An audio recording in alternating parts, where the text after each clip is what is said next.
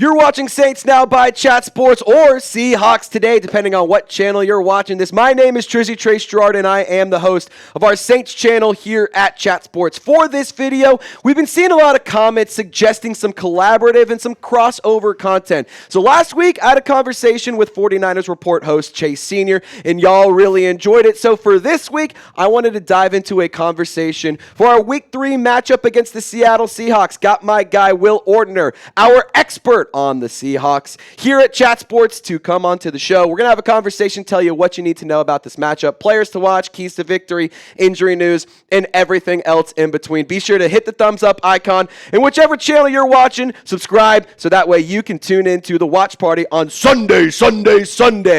Will Ortner, thank you for joining us here on the channel. I want to hear from you. How are you feeling about this matchup? Do you think that this is an easy win considering the national media, the national narrative around the New Orleans Saints, worst team in football? I disagree. I want to hear what you have to say. Well, I disagree too. I don't think that the New Orleans Saints are the worst team in football. It's clear to me that you guys have not quit. When you have a type of leader like you have at your head coach, Prosser Washington's finest, Kellen Moore, I feel like that's a group that's going to continually fight and try and push forward. Hey, I know the record isn't what you want it to be right now, but I'll tell you, as a Seattle Seahawks fan, we thought the same thing going into the New York Giants game last year.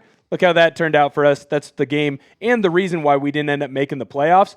I'm not taking you guys light at all. Yeah, so with this Seattle Seahawks team, obviously, familiar face to Saints fans, Klint Kubiak, the offensive coordinator in Seattle. He has Sam Darnold at his disposal at the quarterback position. You obviously have Jalen Milroe as the recent draft pick out of Alabama. What are some things about the offense? What are the highlights? Who are the star players that Saints fans need to kind of keep their eyes peeled? Well, I tell you, don't look for any of the stars. I think that you should go into this game just overlooking Seattle. There's no reason to dive into who our running back is. You don't need to look at Kenneth Walker's stats against Pittsburgh. He didn't run for 8 yards an average in the second half. He didn't run for 9 yards on average, almost 10. Charles Cross wasn't road grading, wasn't opening holes up at that left tackle. Definitely don't take a look at our first-round draft pick, Gray Zabel, our left guard, North Dakota State's finest. The Bison have been just completely building strong offensive linemen. I would say that Gray Zabel hasn't been that, as he's graded out as one of the top PFF rookies. I would definitely not say. Remember, Sam Darnold, he saw ghosts. He definitely hasn't fixed that issue in his life. He hasn't completely changed into being a really good quarterback like he did last year in Minnesota. I would definitely tell you not to look at our defensive line right now and what Byron Murphy and Leonard Williams have been doing. You're getting basically 7 to 8 pressures every single game for the Seahawks. I wouldn't tell you to be worried about that. I wouldn't tell you that our defense has 4 interceptions already on the year, because you don't need to worry about that. Spencer Rattler doesn't throw interceptions. He hasn't thrown one all year. Why would he start now? So I would tell you that there's no reason to dive into, the film study, what's happening with the Seahawks. I would say that you guys should just show up and expect the win already handed to yourselves. I mean, obviously that would be a really nice situation for New Orleans to be in, but I mean, you did bring up a good point. The Seahawks, they force a lot of turnovers. The New Orleans Saints thus far have been a team that have done a good job of protecting the football. Obviously, Saints fans, we saw that really unfortunate fumble that Alvin Kamara had. Fred Warner punched the ball out on a pass that was behind him, caught it on his helmet. It was a whole ordeal. Long story short, they protected the football fairly well. So I think for the New Orleans Saints, you bring up the point that they force a lot of turnovers. If I'm a Saints fan, I immediately take that into consideration and say, how can we protect the football better? How do we give Spencer Rattler opportunities to not put the ball in harm's way? Can we give Alvin Kamara the opportunity to have the ball and not have it on his helmet where it's an easy punch out for any insert Seahawks linebacker, because that anybody can make that play, quite frankly. Now, I know JSN has been a guy who's been really, really impressive. Sam Darnold right now 15th in the league in passing yards. He's done a good job in terms of having an efficient play style of football, 67.9 completion percentage. He's a guy that obviously has had ups, he's had downs. What's kind of been the overall takeaways with Sam Darnold from the Seahawks side of things? I would say that when Klint Kubiak calls a game that you want him to call, the reason why you hired him, right, was, hey, come in, create an offense where it's built on running the football first. That was the issue last year at OC with Ryan Grubb. You were chucking it around. You were running basically an air raid system in the NFL. I don't know if you know this, Trace. doesn't really work out so well for you when all you do is pass the football. Teams can be prepared for what you've got going on. And I think you saw Seattle kind of fall into some bad old mistakes, bad old issues in that game against the 49ers because they just went right into throwing the football and relying on Darnold. Now, I think Darnold did a good job of, hey, this is what the defense giving me. I'm going to take advantage of that. But that's not what this team is supposed to be. You are supposed to be a team that's built off running the football. You are supposed to be built on a team, much like when Kubiak was in New Orleans with Alvin Kamara. You have a running back in Kenneth Walker that can be a star. I've been on the table banging for Zach Charbonnet to get more carries, get more touches, and I still believe in that. But that's okay because now you've got more of your thunder, then you've got your lightning. I think, in my eyes, you are going to see the best version of Sam Darnold if you run the football effectively, very similar to what it was when Kubiak was in New Orleans. Yeah, and you mentioned Zach Charbonnet getting more opportunities. You want to see him be more present and prevalent in the Seahawks offense. I noticed that he was on the injury report with a foot injury, did not participate on Wednesday's practice. For transparency's sakes, we're filming this Thursday morning, so the injury report we're going off of is the Wednesday injury report, but Charbonnet did not participate. Does that raise any concerns for the 12s? I'll tell you right now, I'm not concerned, and here's my galaxy brain take on it. If I should have been concerned, I would have known beforehand. Mike McDonald came on the Brock and Salk show like he does every single Monday and said, hey, the injury report, it's not bad at all. And then afterwards, he had a press conference a couple hours later once more guys got in and were, seen by trainers. And then he said, well, okay, there's a couple more guys on it, but didn't go and list anybody in particular. You would think that a head coach would talk about a major injury to a key player in a key position. So in my eyes and in my brain, well, if Mike McDonald isn't going to say, hey, we should be worried about where Zach Charbonnet is, I'm not going to be worried about it either. Sometimes when you're a veteran in the NFL and you play a position where, frankly, you bang a lot, you need to have an extra day off here or there. I had to have extra days off when I was playing football at Central Washington. It would not shock me if Charbonnet, who got beat up a lot in that Pittsburgh Steelers game, needed an extra day, and that's okay. So in my eyes, when I look at this, I'm not too worried about where Charbonnet is as a whole. I think he'll be ready to go, and I think you're going to see a similar workload. In the 49ers game, it was about 50-50 split running the football. In the Pittsburgh Steelers game, it was about 50-50 split between him and Kenneth Walker on running the football. So I would expect to see much more of that, maybe a 60-40 more towards Kenneth Walker's side if there is, lingering foot issues. Yeah, now, you've obviously have Mike McDonald as the head coach, defensive mind, Klint Kubiak as the offensive coordinator. I think it's a nice coaching staff kind of developing in Seattle. Similar to New Orleans, I think both teams have started to put together a pretty nice staff.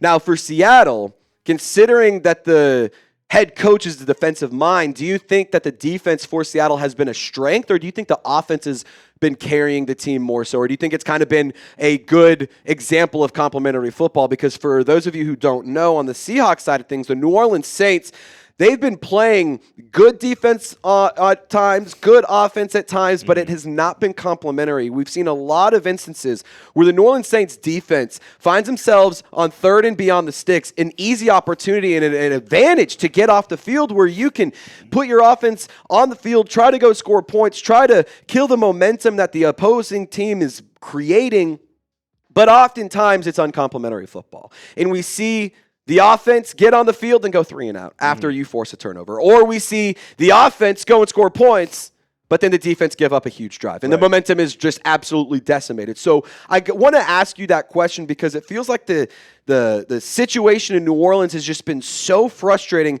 There's been a lack of complementary football. Do you think that that's been a theme in Seattle? Well, that's why you got rid of the last offensive coordinator. Was that Ryan Grubb basically that offense? You scored quickly or you went 3 and out quickly. So, hey, let's bring in someone who's going to mirror the run game to the pass game, be built more on a play action pass type of system. Sounds like you guys are missing Klint Kubiak right now in New Orleans. And then defensively, you brought in a crazy genius. That's what you did with Mike McDonald. The reason that you didn't go and sign Dan Quinn, who had a lot of success in Seattle, was a part of that staff that won a Super Bowl, should have frickin' won too. The reason that you went with the younger guy was because you trusted him to come in and bring more of this military style to that defense, and that's exactly what he's done. When you look at what this defensive line is doing, Byron Murphy is one of the top guys, if not the top guy right now on PFF when it comes to pressures, and you're getting that from your nose guard. In a 3-4 defense, that doesn't freaking happen. Not even to mention that you've got Leonard Williams flying around, Big Cat's making huge plays. DeMarcus Lawrence, I think, is having maybe the quietest, best season as an edge rusher because he isn't getting the sacks. Like, you've got 2 guys right now on your edges in New Orleans. They're making great plays. The Granderson kid and Cam Jordan, obviously veteran in the NFL. There's a reason why he's played for so long.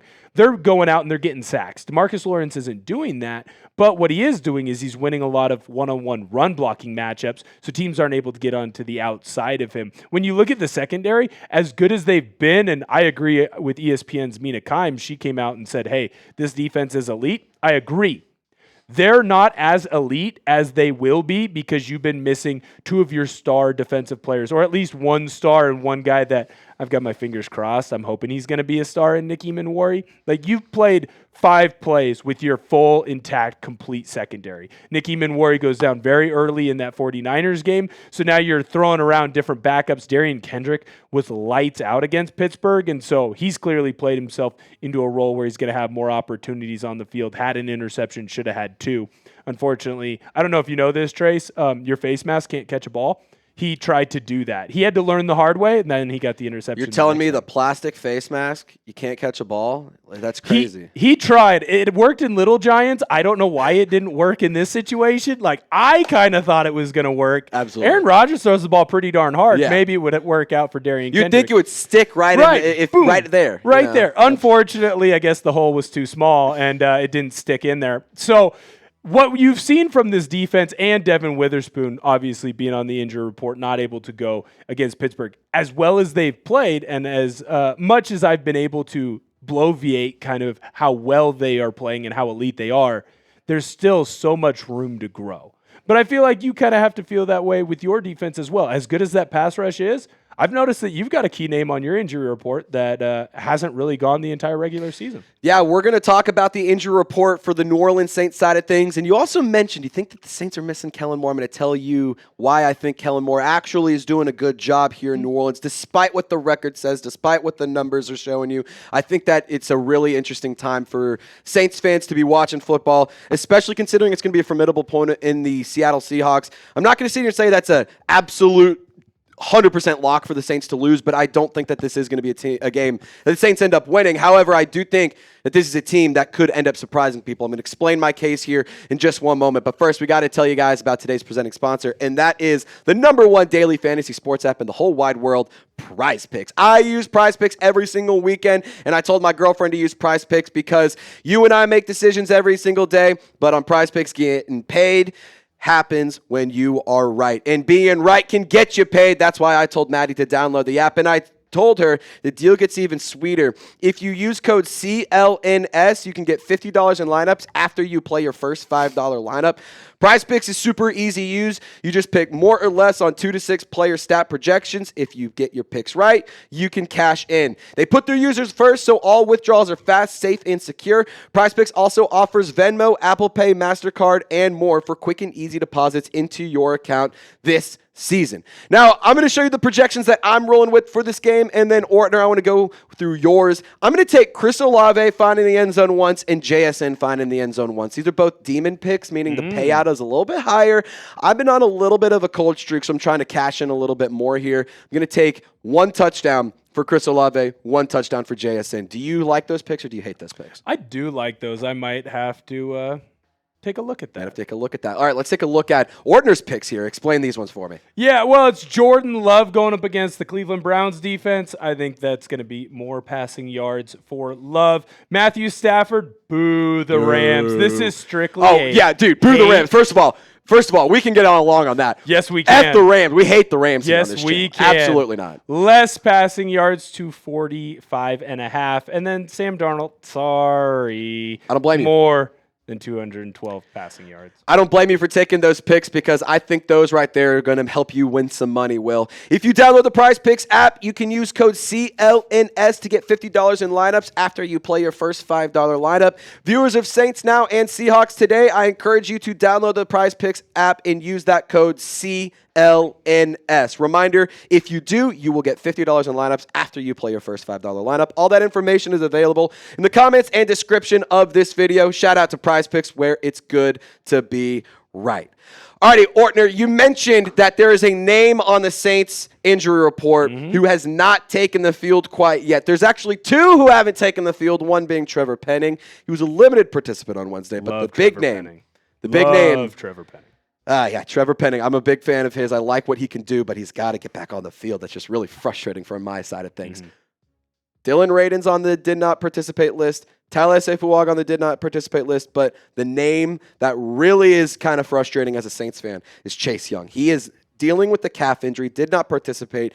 He's hasn't played yet, and it's kind of getting to a point where you have to take into consideration the facts that you're paying him $17 million a year. He's supposed to be your leading edge rusher. He's supposed to be the guy, and he's not on the field. And as somebody who is heavily vouched for player safety, I'm a huge believer in don't rush back to the field, especially early on. Injuries are not worth risking the rest of the season. But you also have to, take a look at the facts that were originally reported. It was initially believed to be a minor injury. It was initially believed to be something that wasn't supposed to keep him off the field. So this is something that's been really frustrating. Carl Granderson, to your point, is actually tied for first in sack production. 3.5 sacks this season so far. He's been playing really good football. I've been very impressed with what he's been able to do. I think Carl Granderson is one of those players that if the New Orleans Saints can continue developing him, continue growing him, he can eventually be a really nice pairing of him and Chase Young, but the problem is Chase Young's got to get on the field. And if Chase Young's not on the field, I think this pass rush is worse because the overall talent level downgrades if he's not on the field. You can say what you want about Chase Young, but he is a talented football player. He's somebody that Klint, Kubiak, opposing coordinators, they need to take into consideration. They need to account for. So with Carl Granderson, thank goodness he's playing good football for the Saints, but Chase Young hasn't participated since week 1. He popped up on the injury report as a limited participant on Wednesday. Thursday, downgraded to a DNP, and haven't seen him since, man. It's been really frustrating. Yeah, no, I completely agree with you. And maybe this is just like my dumb football brain, but when you see someone that's built the way that Chase Young is, with how well he played at Ohio State and, former offensive lineman, that's the type of guy that terrifies me because he can beat me with speed. He can beat me with power. He's stronger than me, right? Like, he is a smart football player. I understand that Chase Young's NFL career probably hasn't gone the way that Chase Young or any of the rest of us really thought his NFL career was going to go after how well he played at Ohio State. If he's able to go, though, in this one, I am worried because now you've got 3 premier pass rushers in the NFL going up against Abe Lucas, who, look, Abe Lucas has played well in my eyes. And it's a tall task to start against Nick Bosa and TJ Watt to start any year, no matter who you are. He's still given up, a couple of big plays. You lost that 49ers game because he left his chest open. Nick Bosa ball rushes you right to the QB. Sam Darnold fumbles. Like, that's what lost you that game. Not, it's not fair for me to say that. I am still going to say it. When you look at the game against Nick Bosa, or against TJ Watt, TJ Watt struggled against Charles Cross. He goes over to Abe Lucas' side. Now, Abe Lucas still won most of those matchups, but at the same time, there's a couple times where he's getting in, making plays on Sam Darnold. When I look at this Saints 5-man front, if there is anyone or any way that this team is going to win, it's because of these horses up in that front 5, right? If your edges are able to get to Sam Darnold and not let him get comfortable, that's where turnovers happen. And in the NFL, when you win the turnover battle, I think the number is 70%. It's right around that mark that you win the football game. That's why you lost to the New York Giants last year. Seahawks fans remember this. You had the blocked kick, and then you turned the ball over a couple times. That was the difference in that game. That's how the New Orleans Saints win this game. You create defensive pressure, and you get turnovers. It's why the turnover battle, it's cliche, but whoever wins that, you're probably going to win the darn football game. Yeah, and I think that this is a really interesting matchup from the turnover battle side of things and the defense versus the offenses. I mean, Kellen Moore, you said pride of Washington, Prosser High School. Prosser High School. Washington. Yeah. Staying. Kellen Moore, very respected offensive mind, quickly has climbed the coaching rankings. Mike McDonald, smart defensive mind. Like, I think that this could be the clash of two really interesting coaches here, because Kellen Moore, for what it's worth, I want to just like add some context here. The New Orleans Saints by no means are one of those teams that are going to be making a deep playoff run. They're not one of those squads that's going to be shocking the rest of the National Football League. But I do think that they're a team that's very reminiscent of the Lions in 2021 when Dan Campbell's first year was around. They aren't going to be a team, when you look back, it's going to have a ton of wins and losses, but you're going to look at how the team ranks out and how they're performing in comparison to the rest of the league, and you're like, it's actually not as bad as you think. I mean, right now, they're 20th in yards per game.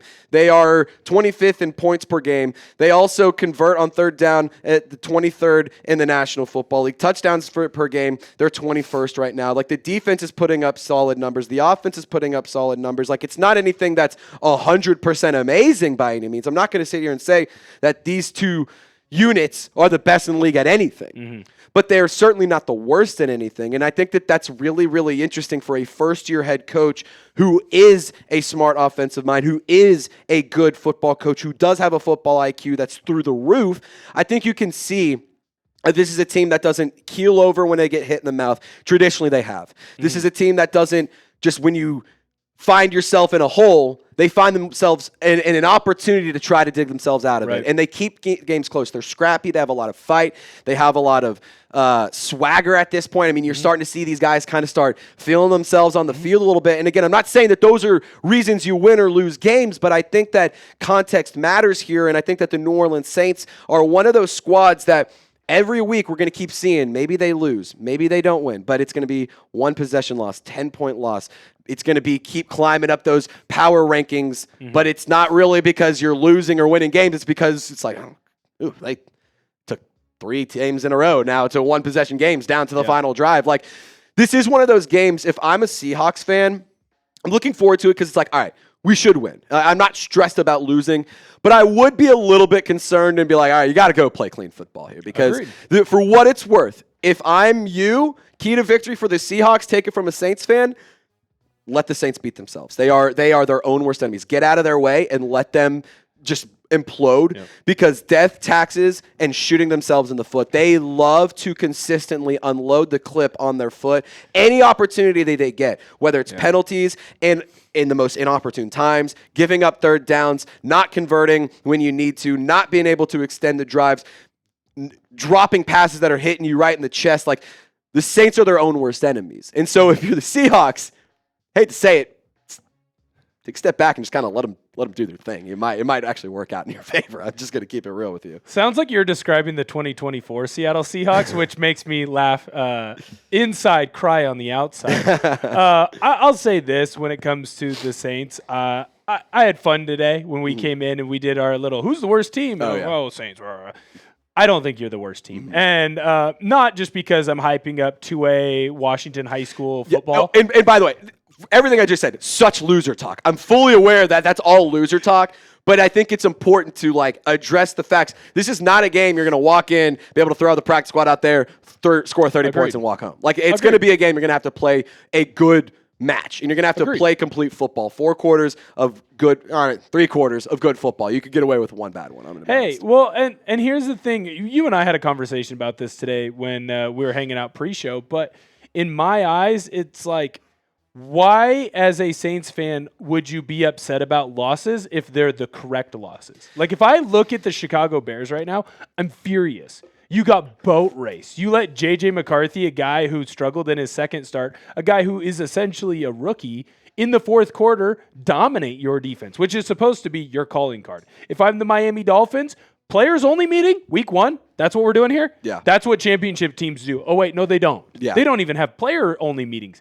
They just go out and play. Tyreek Hill's freaking out, saying he should get more balls thrown to him. I haven't seen him get open, right? So I listed a couple of teams. There's a couple others that I think you could throw in there as well where I would be more down on myself if I was a fan of those teams. If I was a New Orleans Saints fan, I'd feel pretty good about what I've built? Do you feel like you have a coach who is going to be there for the long haul? He is an offensive genius. He's already been to a Super Bowl. He's won a Super Bowl. And he's got a bunch of guys that are fighting for him. I understand that it's week 3. It's pretty hard to quit by week 3. Make the argument, the 2 teams I already mentioned, they had some guys quitting. So if I'm a New Orleans Saints fan, you're going to find out if Spencer Rattler's the guy or not. And if he's not, then you'll find out if Tyler Shuck's the guy or not. And you're going to be drafting high. Maybe you make a move on one of these quarterbacks. I understand that Arch Manning hasn't looked great. I understand that Garrett Nussmeier hasn't been awesome. There have been some QBs out there. Sawyer Robertson has looked great. Damon Williams, Dante Moore, those are Washington and Oregon quarterbacks. There are guys that are out there. And if Tyler Shuck becomes the guy or Spencer Rattler becomes the guy, well, now you have the coaching staff in place that can make the move for the next great offensive lineman or can make the move for the next great defensive end or whatever, right? Yeah. Whatever your big need is. Yeah. So maybe I'm just hyping up Kellen Moore because we both played 2A Washington high school football. But hey, that's where real football is played right there. Yes, that's right. That's where real football is played. Real football is played on former cow pastures. Or in the Tacoma Dome at 8 in the morning on a Saturday because the 3A and 4A games are the primetime games. That's where real football is played and real football players are made. But I've told you this at the beginning. I've told you all week. I feel confident in the Seahawks winning this game. I always do. I'll tell you right now, I'm watching, if I'm the Seahawks and Coach Mike McDonald, I'm watching the film from last year's New York Giants game right before I get on the plane. And it's the first thing I watch on Sunday. I guess not the plane, the bus to the hotel. And then it's the first thing that I'm watching on Sunday because you cannot let a team that is unfortunately going to be a lower tier NFL team beat you at home again. Well, and one thing that I want to focus in on before we finish up this video, because I think it's important to address it. What are 3 keys to victory from your side of things? I'm going to give mine first so that way you have a chance to think about it. If I'm the New Orleans Saints, based off the conversation we've had and based on everything that I know about the Seahawks, the first thing that the Saints need to do, I'll give you 3 keys to victory. I'm going to dive into my full keys to victory in my preview later on, but either later on / when it's posted. We have 2 previews going out per week nowadays. But the key to victory for me, the first one is limiting the turnovers. Win the turnover battle. Try to force turnovers. Do not give up turnovers because if the Saints can have opportunities to hold on to the football and can capitalize on mistakes on Seattle's end, you may not get a lot of them, but if you can capitalize when you do, that can be an opportunity for you to find points and win this matchup. Another key to victory, it's one that's going to be on the list every week until it is not a problem. Stop being your own worst enemy. Stop shooting yourself in the foot. Stop the self-inflicted wounds. Stop committing stupid penalties. Play clean football. Just play disciplined and detailed, clean football. And the last thing for me is I just want to continue to see the offense put up big plays. I think that there's been some good moments. I think there's been some flashes. I think there's been some momentum that gets sparked but doesn't fully get rolling because there'll be a big play, and then we're going out and having to trot out a field goal unit and then miss. Or we'll have a crazy catch, gets called back because of a penalty. You drive down the field, and then you end up having to punt it. So, I want to see the New Orleans Saints have a couple of big plays because then I think that they can start creating that momentum. I think they can get that swagger, that energy, that juice that they need because I think when the Saints play in tempo, that is where they are the most successful offensively and defensively. It just goes right back to self-inflicted wounds. Stop 3rd down and 10. That's just death taxes on that. For what it's worth, Seahawks fans, if you have a 3rd and 7 or beyond, you're going to get it. If it's 7 or if it's 6 or lower, you're not going to get it. So just pray for 3rd and 7 and higher. That's key to victory for you guys. I'll make sure to do that. Don't stay on time with the sticks. Make sure you're behind the sticks. Yes, exactly. That'll be a great way for victory. Yeah, I think for me in this one, it's going to be you have to win the trench warfare. And that goes for the Seahawks offensive line and defensive line. Offensively, you need to run the football well so that these DNs, Cam Jordan, Granderson, can't pin their ears back and just go after Sam Darnold. Sam Darnold's pretty darn good quarterback when he's able to stand in the pocket and deliver throws. We've seen that. And Cooper Kupp has kind of revived himself a little bit after his week 1 performance. JSN's been awesome the whole time. So you need to find a way to run the football well so you can go into that play action pass and not let those defensive ends kind of pin their ears back and get after you. Defensively, I think you need to get after Spencer Rattler. Quarterbacks in the NFL don't like to get hit.